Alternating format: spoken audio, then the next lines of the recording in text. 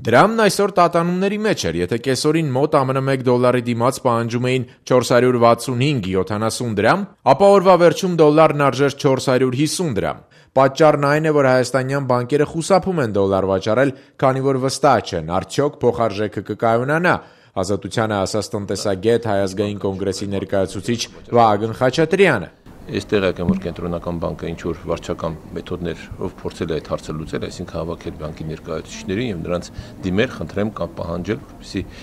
արտարժույթ վաճառեն շուկայում, բայց նրանք չեն գնացել դրան, որովհետեւ իրենց մոտ դեռևս վառ հիշողություն 2009 թվականին, երբ որ կենտրոնական բանկի նման քայլերի արդյունքում նրանք գնացին դրան, այսինքն արտարժույթ հանեցին շուկա եւ հետագայում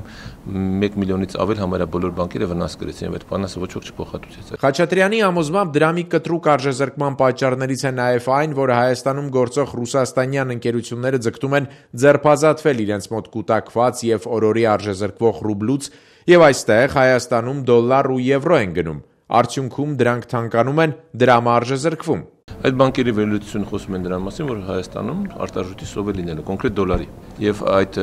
այստեղ էլ Ռուսաստանի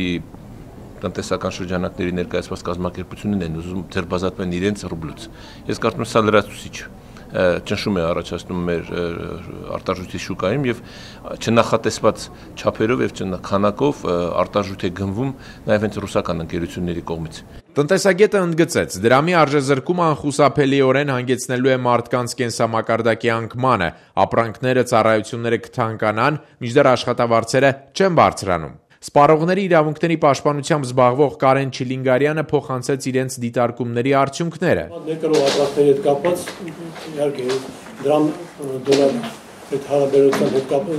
կարելի է կապել, այդպիսի ապրանքները մոտավորապես մի 18%-20% բարձրացել են ներկրող ապրանքները։ Վերջին օրերի ընթացքում կենտրոնական բանկը երկրորդ անգամ հանդես եկավ հայտարարությամբ, դրամի փոխարժեքի տատանողականության աճը բացատրելով միջազգային արտարժութային շուկաներում տեղի ունեցած մեծ տատանումներով, կենտրոնական բանկը այսօր հավաստիացրեց, որ պատրաստակամ է կայունացնել շուկայում իրավիճակը։ Կենտրոնական բանկը այս պահին կոչ է անում զերծ մնալ արժութային սպեկուլյացիաներից եւ անհարկի փոխարկումներից, քանի որ փոխարժեքի նման տատանողական վարքագծի պարագայում դրանք իրենց մեջ կրում են բարձր ռիսկեր եւ ակնկալվող հօգուտի փոխարեն կարող են հանգեցնել զգալի վնասների։ Կենտրոնական բանկը հավաստիացնում է, որ հաշվի առնելով այս տատանումների կարճաժամկետ բնույթը եւ արտարժութային պահուստների բավարար մակարդակը, գների կայունության եւ ֆինանսական կայունության հետ կապված զգալի ռիսկեր չկան, ասված է հայտարարության մեջ։ Վահագն Խաչատրյանը հիշեցրեց 2009 թվականի տնտեսական ճգնաժամից հետո իշխանությունների բազմաթիվ հայտարարությունները, թե քայլեր են ձեռնարկելու տնտեսությունը դիվերսիֆիկացնելու համար, որպեսզի արտաքին վտանգների առջև Հայաստանի տնտեսությունը դառնա քիչ խոցելի։ Անցել է 5 տարի, բայց տեսնում ենք, որ այդ հայտարարությունները դատարկ խոսքեր են։ Ռուսաստանում գործերը կրկին վատացան, տրանսֆերտները կրճատվեցին եւ դրամը արժեզրկվեց, ասաց Խաչատրյանը։ Մեր մոտ արտահանման կառուցվածքում ոչ մի փոփոխություն տեղի չունեցավ։ Եվ այս 5 տարին այդ գումարները, որ ծախսվեցին, նորից եմ ասում, արտաքին պարկ, արտարժույթ, դրանք